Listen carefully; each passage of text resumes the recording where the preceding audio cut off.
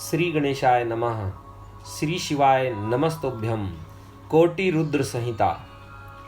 हमने अपनी पिछली वीडियो में आपको भगवान शिव को संतुष्ट करने वाले व्रतों का वर्णन, शिवरात्रि व्रत की विधि और उसकी महिमा का कथन तथा शिवरात्रि व्रत के उद्यापन की विधि और अनजाने में शिवरात्रि व्रत करने से एक भील पर भगवान शंकर की अद्भुत कृपा की कथा आपको सुनाई थी। उसमें शिवरात्रि व्रत की विधि का विधान बताया गया है कि शिवरात्रि व्रत में भगवान जब शंकर भगवान की पूजा अर्चना करते हैं तो रात्रि पहर में ही पूजा अर्चना होनी चाहिए। रात्रि के प्रथम पहर से चौथे पहर तक, अगले सूर्य उदय तक ही पूजा करनी चाहिए। तब तक भगवान शिव का जप करते रहना चाहिए और जो पूजा का विधान है वह हमने आपको बताया है। उसमें आप सभी भक्तों से निवेदन है कि आप चैनल को लाइक, सब्सक्राइब और कमेंट्स में हर हर महादेव अवश्य लिखें। इस कथा को अपने मित्रों, सगे संबंधियों, बड़े बुजुर्गों को सभी को सुनाएं। यह बहुत ही सुंदर और सभी मनोवांछित फलों की पूरा करने वाली कथा है।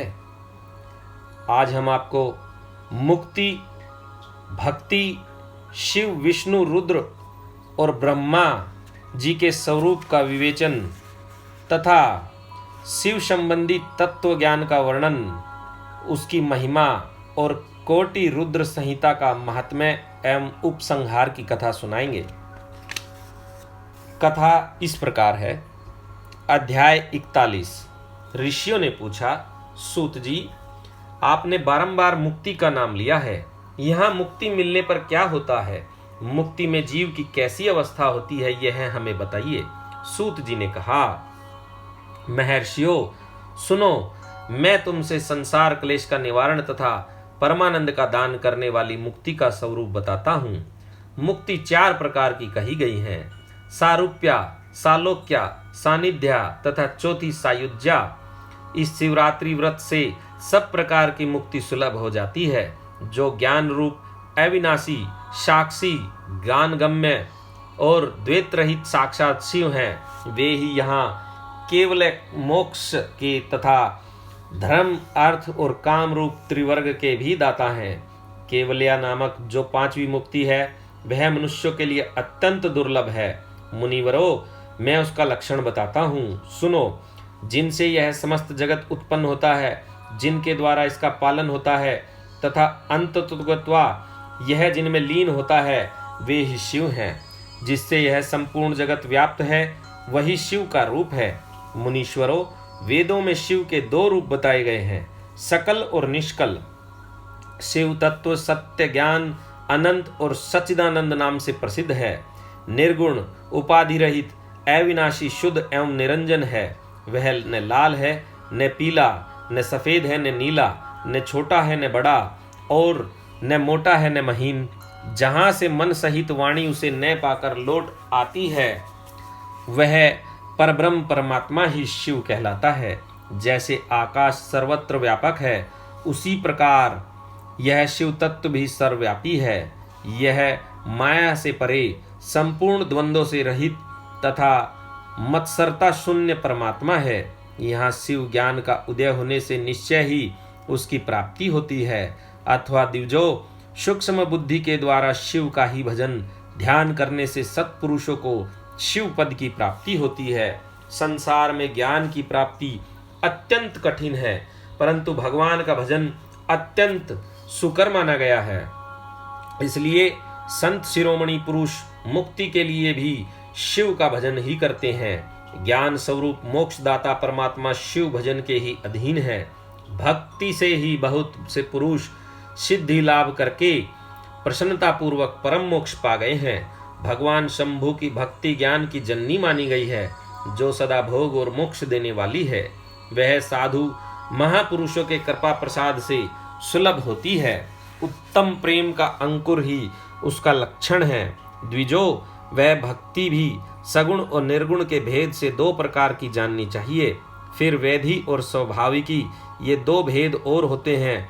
इनमें वेधी की अपेक्षा स्वाभाविकी श्रेष्ठ मानी गई है। इनके सिवा नेष्ठिकी और अनेष्ठिकी के भेद से भक्ति के दो प्रकार बताए गए हैं। नेष्ठिकी भक्ति 6 प्रकार की जाननी चाहिए और अनेष्ठिकी एक ही प्रकार की। फिर विहिता और अविहिता के भेद से विद्वानों ने उसके अनेक प्रकार माने हैं। उनके बहुत से भेद होने के कारण यहाँ विस्तृत वर्णन नहीं किया जा रहा है। उन दोनों प्रकार की भक्तियों के श्रवण आदि भेद से 9 अंग जानने चाहिए। भगवान की कृपा के बिना इन भक्तियों का संपादन होना कठिन है और उनकी कृपा से सुगमता पूर्वक इनका साधन होता है। द्विजो, भक्ति और ज्ञान को शंभु ने एक दूसरे से भिन्न नहीं बताया है, इसलिए उनमें भेद नहीं करना चाहिए। ज्ञान और भक्ति दोनों के ही साधक को सदा सुख मिलता है। ब्राह्मणों, जो भक्ति का विरोधी है उसे ज्ञान की प्राप्ति नहीं होती। भगवान शिव की भक्ति करने वाले को ही शीघ्रता पूर्वक ज्ञान प्राप्त होता है। अतः मुनीश्वरों, महेश्वर की भक्ति का साधन करना आवश्यक है, उसी से सबकी सिद्धि होगी, इसमें संशय नहीं है। महर्षियों, तुमने जो कुछ पूछा था उसी का मैंने वर्णन किया है। इस प्रसंग को सुनकर मनुष्य सब पापों से निसंदेह मुक्त हो जाता है। यह अध्याय यहाँ पर समाप्त हुआ।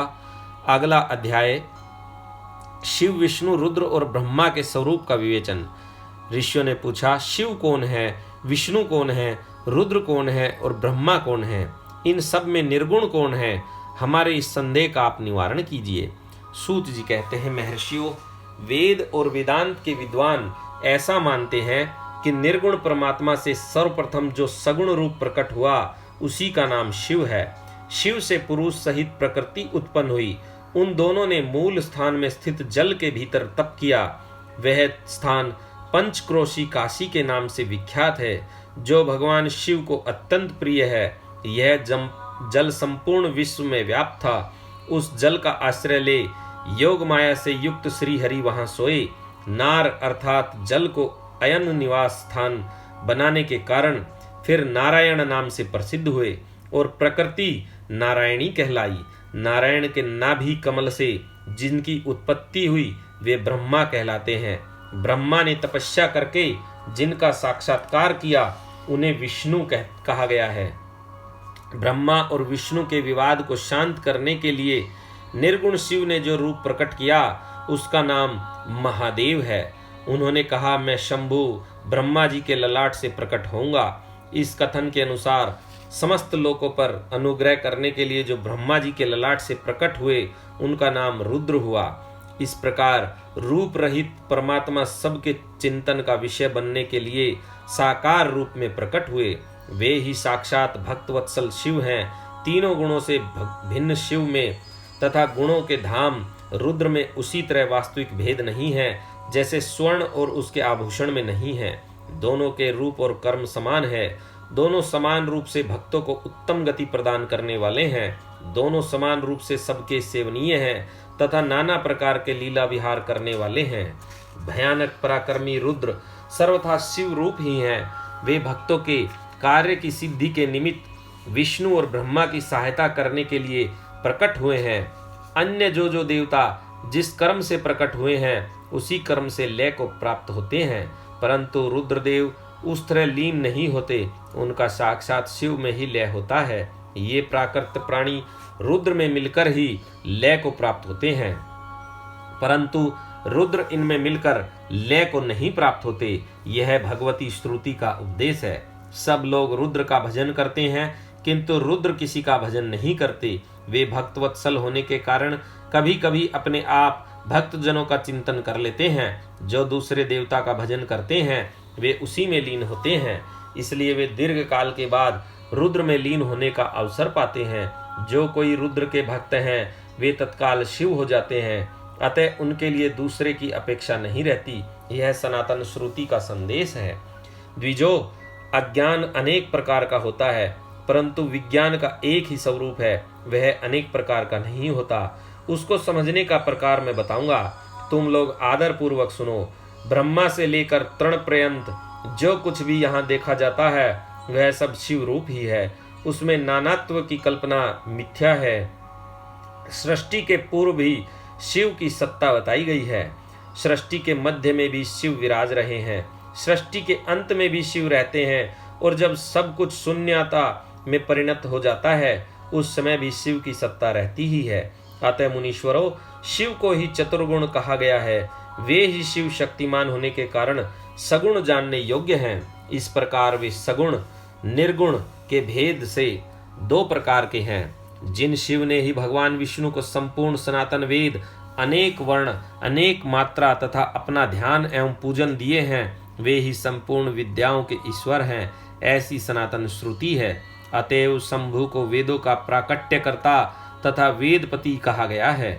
वे ही सब पर अनुग्रह करने वाले साक्षात शंकर हैं। कर्ता, भर्ता, हर्ता, साक्षी तथा निर्गुण भी वे ही हैं। दूसरों के लिए काल का मान है, परंतु काल स्वरूप रुद्र के लिए काल की कोई गणना नहीं है, क्योंकि वे साक्षात स्वयं महाकाल है और महाकाली उनके आश्रित है। ब्राह्मण रुद्र और काली को एक से ही बताते हैं। उन दोनों ने सत्य लीला करने वाली अपनी इच्छा से ही सब कुछ प्राप्त किया है। शिव का कोई उत्पादक नहीं है, उनका कोई पालक और संहारक भी नहीं है। वे स्वयं सबके हेतु हैं। एक होकर भी अनेकता को प्राप्त हो सकते हैं और अनेक होकर भी एकता को। एक ही बीज बाहर होकर वृक्ष और फल आदि के रूप में परिणत होता हुआ पुनः बीज भाव को प्राप्त हो जाता है। इसी प्रकार शिव रूपी महेश्वर स्वयं एक से अनेक होने में हेतु है। यह उत्तम शिव ज्ञान तत्त्व बताया गया है। ज्ञानवान पुरुष ही इसको जानना जाता है, दूसरा नहीं। मुनि बोले, सूत जी, आप लक्षण सहित ज्ञान का वर्णन कीजिए, जिसको जानकर मनुष्य शिव भाव को प्राप्त हो जाता है। सारा जगत शिव कैसे है, अथवा शिव ही संपूर्ण जगत कैसे है। ऋषियों का यह प्रश्न सुनकर पौराणिक शिरोमणि सूत जी ने भगवान शिव के चरणारविंदों का चिंतन करके उनसे कहा। यह अध्याय यहाँ पर समाप्त हुआ। अगला अध्याय शिव संबंधी तत्व ज्ञान का वर्णन तथा उसकी महिमा और कोटि रुद्र संहिता का महात्म्य एवं उपसंहार। सूत जी ने कहा, ऋषियों, मैंने शिव ज्ञान जैसा सुना है उसे बता रहा हूँ, तुम सब लोग सुनो। वह अत्यंत गुप्त और परम मोक्ष स्वरूप है। ब्रह्मा, नारद, सनकादि मुनि, व्यास तथा कपिल, इनके समाज में इन्हीं लोगों ने निश्चय करके ज्ञान का जो स्वरूप बताया है उसी को यथार्थ ज्ञान समझना चाहिए। संपूर्ण जगत शिव में है, यह ज्ञान सदा अनुशीलन करने योग्य है। सर्वज्ञ विद्वान को यह निश्चित रूप से जानना चाहिए कि शिव सर्वमय है। ब्रह्मा से लेकर तृण पर्यंत जो कुछ जगत दिखाई देता है वह सब शिव ही है। वे महादेव जी ही शिव कहलाते हैं। जब उनकी इच्छा होती है तब वे इस जगत की रचना करते हैं। वे ही सबको जानते हैं, उनको कोई नहीं जानता। वे इस जगत की रचना करके स्वयं इसके भीतर प्रविष्ट होकर भी इससे दूर हैं। वास्तव में उनका इसमें प्रवेश नहीं हुआ है, क्योंकि वे निर्लिप्त सच्चिदानंद स्वरूप हैं। जैसे सूर्य आदि ज्योतियों का जल में प्रतिबिंब पड़ता है, वास्तव में जल के भीतर उनका प्रवेश नहीं होता, उसी प्रकार साक्षात शिव के विषय में समझना चाहिए। वस्तुतः तो वे स्वयं ही सब कुछ हैं। मतभेद ही अज्ञान है, क्योंकि शिव से भिन्न किसी द्वैत वस्तु की सत्ता नहीं है। संपूर्ण दर्शनों में मतभेद ही दिखाया जाता है, परंतु वेदांती नित्य अद्वैत तत्व का वर्णन करते हैं। जीव परमात्मा शिव का ही अंश है, परंतु अविद्या से मोहित होकर अवश हो रहा है और अपने को शिव से भिन्न समझता है। अविद्या से मुक्त होने पर वह शिव ही हो जाता है। शिव सबको व्याप्त करके स्थित है और संपूर्ण जंतुओं में व्यापक है। वे जड़ और चेतन सबके ईश्वर होकर स्वयं ही सबका कल्याण करते हैं। जो विद्वान पुरुष वेदांत मार्ग का आश्रय ले उनके साक्षात्कार के लिए साधना करता है, उसे वह साक्षात रूप फल अवश्य प्राप्त होता है। व्यापक अग्नि तत्व प्रत्येक काष्ठ में स्थित है, परंतु जो उस काष्ठ का मंथन करता है वही असिद्धंग रूप से अग्नि को प्रकट करके देखता है। उसी तरह जो बुद्धिमान यहाँ भक्ति आदि साधनों का अनुष्ठान करता है उसे अवश्य शिव का दर्शन प्राप्त होता है, इसमें संशय नहीं है। सर्वत्र केवल शिव है, शिव है, शिव है, दूसरी कोई वस्तु नहीं है। वे शिव भ्रम से ही सदा नाना रूपों में भासित होते हैं। जैसे समुद्र, मिट्टी अथवा स्वर्ण ये उपाधि भेद से नानात्व को प्राप्त होते हैं, उसी प्रकार भगवान शंकर भी उपाधियों से ही अनेक रूपों में भासते हैं। कार्य और कारण में वास्तविक भेद नहीं होता, केवल भ्रम से भरी हुई बुद्धि के द्वारा ही उसमें भेद की प्रतीति होती है। भ्रम दूर होते ही भेद बुद्धि का नाश हो जाता है। जब बीज से अंकुर उत्पन्न होता है तब वह नानात्व को प्रकट करता है, फिर अंत में वह बीज रूप में ही स्थित होता है और अंकुर नष्ट हो जाता है। ज्ञानी बीज रूप में ही स्थित है और नाना प्रकार के विकार अंकुर रूप है। उन विकार स्वरूप अंकुरों की निवृत्ति हो जाने पर पुरुष फिर ज्ञानी रूप में ही स्थित होता है। इसमें अन्यथा विचार नहीं करना चाहिए। सब कुछ शिव है और शिव ही सब कुछ है। शिव तथा संपूर्ण जगत में कोई भेद नहीं है। फिर क्यों कोई अनेकता देखता है और कोई क्यों एकता ढूंढता है? जैसे एक ही सूर्य नामक ज्योति जल आदि उपाधियों में विशेष रूप से नाना प्रकार की दिखाई देती हैं, उसी प्रकार शिव भी है। जैसे आकाश सर्वत्र व्यापक होकर भी स्पर्श आदि बंधन में नहीं आता, उसी प्रकार व्यापक शिव भी कहीं नहीं बनते। अहंकार से युक्त होने के कारण शिव का अंश जीव कहलाता है। उस अहंकार से मुक्त होने पर वह साक्षात शिव ही है। कर्मों के भोग में लिप्त होने के कारण जीव तुच्छ है और निर्लिप्त होने के कारण शिव महान है। जैसे एक ही स्वर्ण आदि चांदी आदि से मिल जाने पर कम कीमत का हो जाता है, उसी प्रकार अहंकार युक्त जीव अपना महत्व खो बैठता है। जैसे क्षार आदि से शुद्ध किया हुआ उत्तम स्वर्ण आदि पूर्वतः बहुमूल्य हो जाता है, उसी प्रकार संस्कार विशेष से शुद्ध होकर जीव भी शुद्ध हो जाता है। पहले सद्गुरु को पाकर भक्ति भाव से युक्त हो शिव बुद्धि से उनका पूजन और स्मरण आदि करें। गुरु में शिव बुद्धि करने से सारे पाप आदि मल शरीर से निकल जाते हैं। उस समय अज्ञान नष्ट हो जाता है और मनुष्य ज्ञानवान हो जाता है। उस अवस्था में अहंकार मुक्त निर्मल बुद्धि वाला जीव भगवान शंकर के प्रसाद से पुनः शिव रूप हो जाता है। जैसे दर्पण में अपना रूप दिखाई देता है, उसी तरह उसे सर्वत्र शंभु का साक्षात्कार होने लगता है। वही जीवन मुक्त कहलाता है। शरीर गिर जाने पर वह जीवन मुक्त ज्ञानी शिव में मिल जाता है। शरीर प्रारब्ध के अधीन है। जो उस देह के अभिमान से रहित है, उसे ज्ञानी माना गया है। जो शुभ वस्तु को पाकर हर्ष से खिल नहीं उठता, अशुभ को पाकर क्रोध या शोक नहीं करता तथा सुख दुख आदि सभी द्वंद्वों में समभाव रखता है, वह ज्ञानवान कहलाता है। आत्मचिंतन से तथा तत्वों के विवेक से ऐसा प्रयत्न करे कि शरीर से अपनी पृथकता का बोध हो जाए। मुक्ति की इच्छा रखने वाला पुरुष शरीर एवं उसके अभिमान को त्याग कर अहंकार शून्य एवं मुक्त हो सदा शिव में विलीन हो जाता है। आध्यात्म चिंतन एवं भगवान शिव की भक्ति ये ज्ञान के मूल कारण है। भक्ति से साधन विषयक प्रेम की उपलब्धि बताई गई है। प्रेम से श्रवण होता है, श्रवण से सत्संग प्राप्त होता है और सत्संग से ज्ञानी गुरु की उपलब्धि होती है। गुरु की कृपा से ज्ञान प्राप्त हो जाने पर मनुष्य निश्चय ही मुक्त हो जाता है। इसलिए जो समझदार है उसे सदा शंभु का ही भजन करना चाहिए। जो अनन्य भक्ति से युक्त होकर शंभु का भजन करता है, उसे अंत में अवश्य ही मोक्ष प्राप्त हो जाता है। अतः मुक्ति की प्राप्ति के लिए भगवान शंकर से बढ़कर दूसरा कोई देवता नहीं है। उनकी शरण लेकर जीव संसार बंधन से छूट जाता है। ब्राह्मणों, इस प्रकार वहां पधारे हुए ऋषियों ने परस्पर निश्चय करके जो यह ज्ञान की बात बताई है, इसे अपनी बुद्धि के द्वारा प्रयत्न पूर्वक धारण करना चाहिए। मुनीश्वरों, तुमने जो कुछ पूछा था वह सब मैंने तुम्हें बता दिया। इसे तुम्हें प्रयत्न पूर्वक गुप्त रखना चाहिए। बताओ अब और क्या सुनना चाहते हो? ऋषि बोले, व्यास शिष्य, आपको नमस्कार है। आप धन्य हैं, शिव भक्तों में श्रेष्ठ हैं। आपने हमें शिव तत्व संबंधी परम उत्तम ज्ञान का श्रवण कराया है। आपकी कृपा से हमारे मन की भ्रांति मिट गई। हम आपसे मोक्षदायक शिव तत्व का ज्ञान पाकर बहुत संतुष्ट हुए हैं।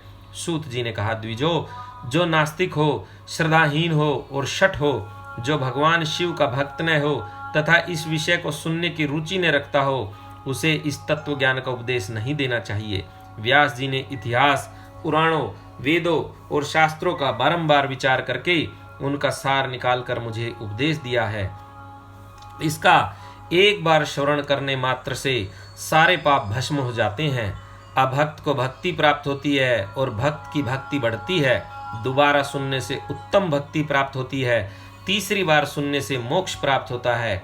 अतः भोग और मोक्ष रूप फल की इच्छा रखने वाले लोगों को इसका बारंबार श्रवण करना चाहिए। उत्तम फल को पाने के उद्देश्य से इस पुराण की 5 आवृत्तियां करनी चाहिए। ऐसा करने पर मनुष्य उसे अवश्य पाता है, इसमें संदेह नहीं है, क्योंकि यह व्यास जी का वचन है। जिसने इस उत्तम पुराण को सुना है उसे कुछ भी दुर्लभ नहीं है। यह शिव विज्ञान भगवान शंकर को अत्यंत प्रिय है। यह भोग और मोक्ष देने वाला तथा शिव भक्ति को बढ़ाने वाला है। इस प्रकार मैंने शिव पुराण की यह चौथी आनंददायिनी तथा परम पुण्यमयी संहिता कही है, जो कोटि रुद्र संहिता के नाम से विख्यात है। जो पुरुष एकाग्रचित हो भक्ति भाव से इस संहिता को सुनेगा या सुनाएगा, वह समस्त भोगों का उपभोग करके अंत में परम गति को प्राप्त कर लेगा। यह अध्याय समाप्त हुआ। इसी अध्याय के साथ कोटि रुद्र संहिता भी संपूर्ण हुई। अगली जो कथा होगी और जो संहिता होगी वह उमा संहिता होगी। वह 5वीं संहिता होगी। इसी के साथ आज की कथा को हम यहीं पर विराम करते हैं। अगली वीडियो में हम आपको शिव पुराण की 5वीं उमा संहिता का वर्णन करेंगे। इसी के साथ श्री शिवाय नमस्तोभ्यम, श्री शिवाये नमस्तोभ्यम। भगवान शंकर आप सभी भक्तों की मनोकामना पूर्ण करें। आपसे निवेदन है कि आप हमारे चैनल को लाइक, सब्सक्राइब और कमेंट्स में हर हर महादेव अवश्य लिखें और अपने सभी मित्रों, बड़े बुजुर्गों को शेयर भी करते रहें ताकि वो भी कथा को सुन सकें। श्री शिवाय नमस्तोभ्यम, श्री शिवाये नमस्तोभ्यम।